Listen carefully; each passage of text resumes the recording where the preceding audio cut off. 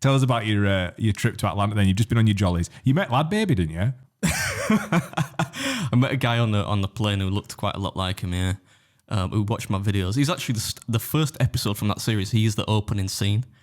Because he said to me, normally like I won't have my camera out on the plane because I freak out about it a little bit sometimes. I had it out because I can't remember what I was doing with it. I had it in my hand, and he walked up and he said that he watched my videos. You know, he'd seen them before. I was like, "Oh, thanks, mate." And he was talking to me about food on the plane. So I just kind of said, "You mind being on camera?" He's like, "No, that's fine." So I pointed the camera at him. He says, "Oh, we've got plenty of food on this plane. We've actually we've over kind of catered for it. So if you want to do a challenge, just let me know," which I thought was a good one-liner, and I gave him a fist bump, and then it kind of cuts into a drone shot, stock drone shot, because I didn't take my drone with me.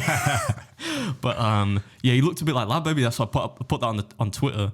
And do you see that person that was like, who got mad at me?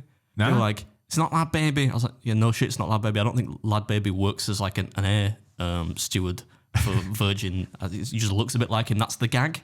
And he's like, "Yeah, but why are you lying?" I'm like, "No, it's a joke. Do you understand? It's a joke." Do you think people just do that on purpose? Do you think that's their game? They're just trying to. No, I think he was just thick as mince. This bloke. I just don't think. I just don't think he. I thought like, shut up, man. But yeah, he was a nice guy. In fact, two of the air team. What do they call them? Is there a word for like air team? Air crew. Yeah. Watch my videos and they'll ask me for a little picture at the end, which was nice. And they were asking me how I like the food and whatnot. So. So you got a bit of celebrity treatment. No, I don't think I would say that. They kept offering me food, like, "Oh, we've got more food," but I was going for like 2 weeks overeat, so usually I don't even partake of the plain meal. But on this occasion, I did. And Bless them. Yeah, but they were really, really nice, to their credit, you know, which is always good, you know. So there were no dramas on your way out there then, because No. I know we spoke about it before, like when you went to where did you go to? Florida was the last one. Where would you go? Oh, New York, wasn't it? New York was chaos, wasn't it? Yeah. So there were no cats in bags. There was nobody tried to check in, that to my knowledge anyway. Nobody tried to check in a cat through the metal detector, whatever it is, and no one tried to nick your bag, nick your camera. No, nobody tried to steal my bag. Nobody fell down an escalator, creating like a chaotic pile up of people. No, it was pretty relaxed. What was Georgia like as a state then? I guess like nice. It's in the south, isn't it? What, like, is it a nice place? Oh yeah, I love places like that. I would rather every time I'd rather go somewhere like that than a big city. I mean, Atlanta is a big city, but a lot of the stuff I was doing was on the outskirts. So yeah, it's lots of. I was thinking it must take some like balls, you know, because you send it as messaging, as group chats and whatnot. For you to go to another country on your Todd, get your little Nissan Juke or whatever you get given, Nissan Spark. It's a Ford Fiesta this time. You get a Ford Fiesta. Yeah. Like it takes some doing to go to like America to a new state and then to drive into like the backwoods of restaurants in the middle of nowhere as a little Yorkshireman and be like with all your camera gear. Yeah. That takes some going. That. I suppose it can be awkward sometimes, but I think that's, you know, people always ask me like, "What's your schedule?" Or like, people think I've okayed it with the restaurant. More commonly than not, especially if I'm in a different country, I don't let them know unless I think I can't order the challenge when I get there. Like if they need advance notice, because they're in the whole thing of my videos is not like, look how much this guy eats. You know, the whole point is it's a story, and part of that I know is going to be if I get there and they don't know who I am, and you know they don't expect what I'm going to do. That's going to create entertainment, you know. So there is part of that, like, but that does lead to sometimes breakdown in communication, you know, because it's hard like when you get people don't understand.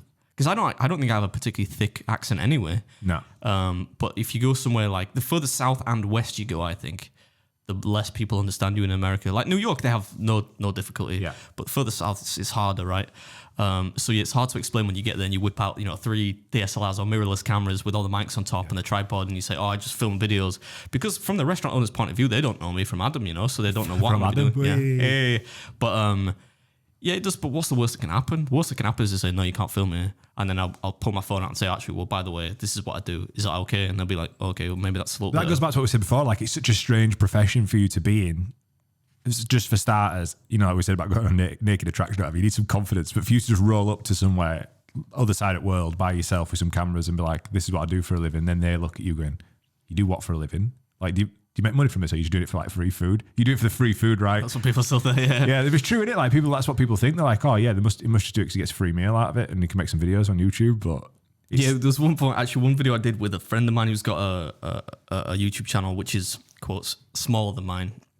A guy called Brandon, and this kid was in this restaurant, right? And he saw us. He's like, "Hey, have you guys got a YouTube channel?" And so Brandon's like, he's a bit more talkative, I guess. And he was, he said, "Oh yeah, I've got." He said, "How many subscribers?" That's always the second question. How many subscribers you got? Because that's like I suppose that's the indicator of how successful you are, or whatever. Yeah. And Brandon's got like 70,000, which is that's Old Trafford, on game day. And the kid's a bit like, like he's not really impressed by it. And I just didn't say anything for ages. And he's like, "What about you, man?" And I'm like, "Oh, I've just got like 1.7 million. And he's like, "Oh, dad.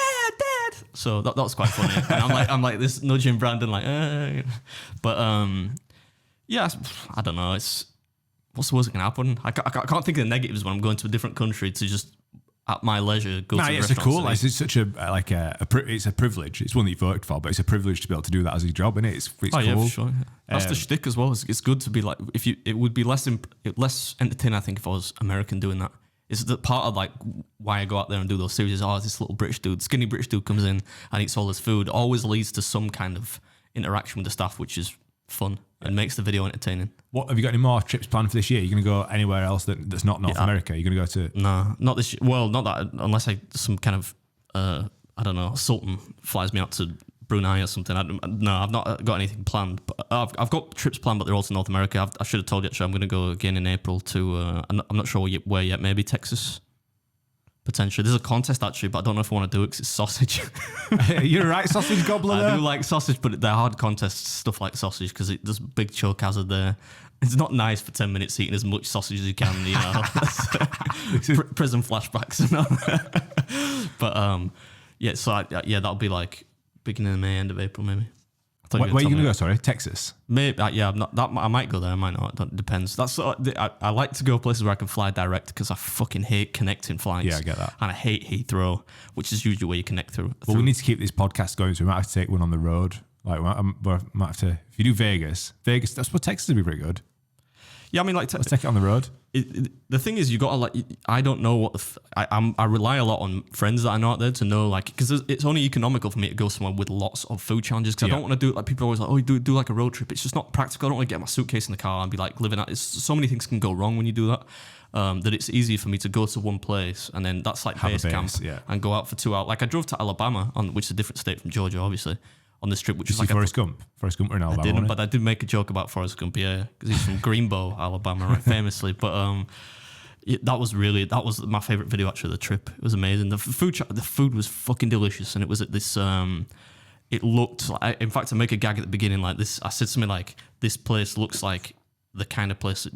Like gentrified teens would go to in a low budget horror movie and then just get fucking stabbed to death or something. Because but that's usually a good indicator, especially if this is barbecue food. Yeah, that's almost always the worse the place looks with barbecue food, the better the food's going to taste. Almost always. And this looked like and the staff was so nice. Didn't know who I was. Right, the owner was psyched to have somebody do it, and he's like, "Oh yeah, the one guy's done it. 70 people have failed it.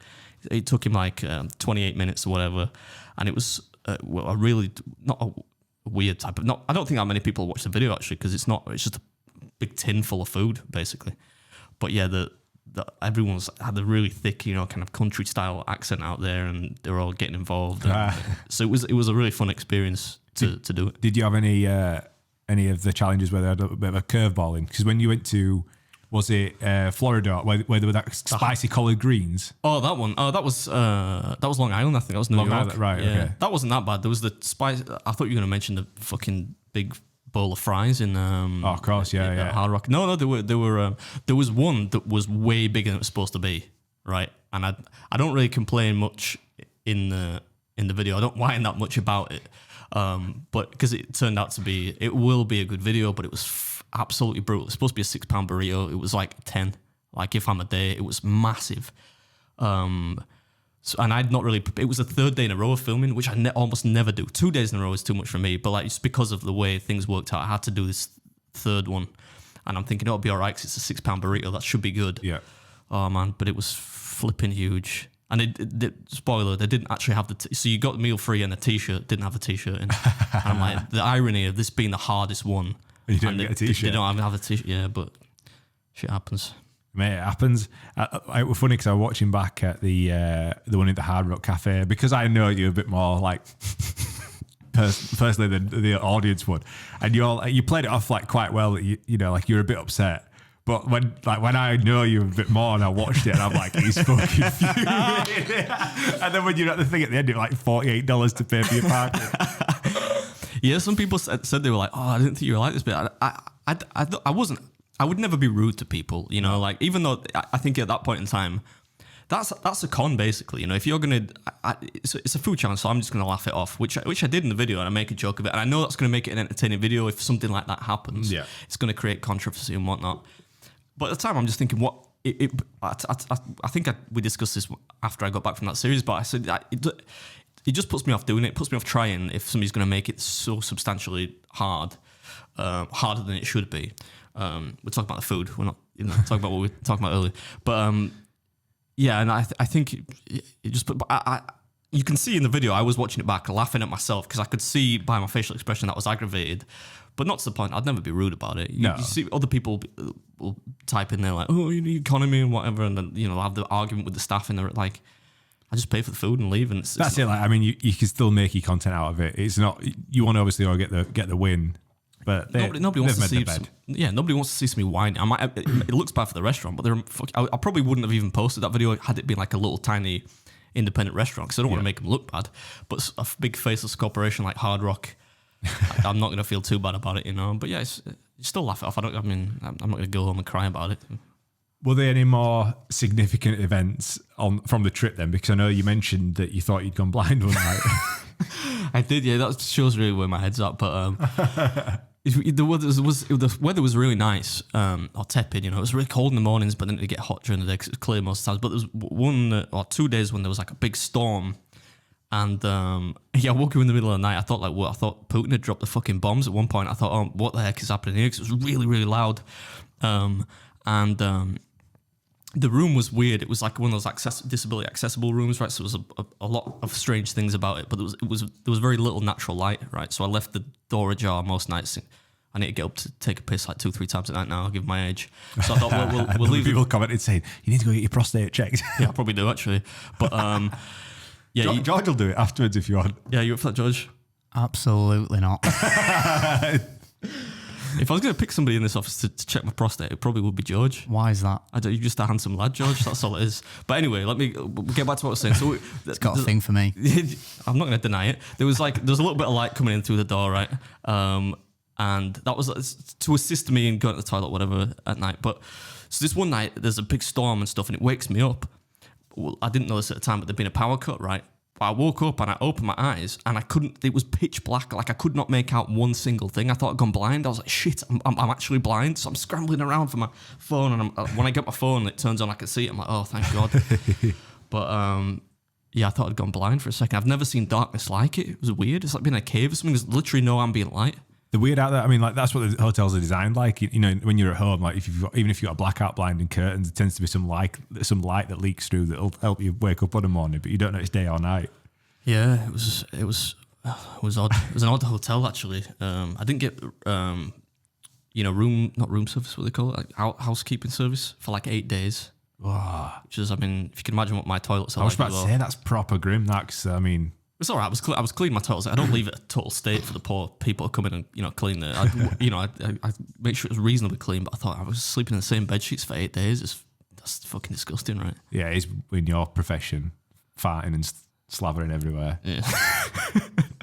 I'm not a big drooler, really. I mean, but yeah. Apart from that, it was all right. They had free coffee like on tap constantly, which was handy for me.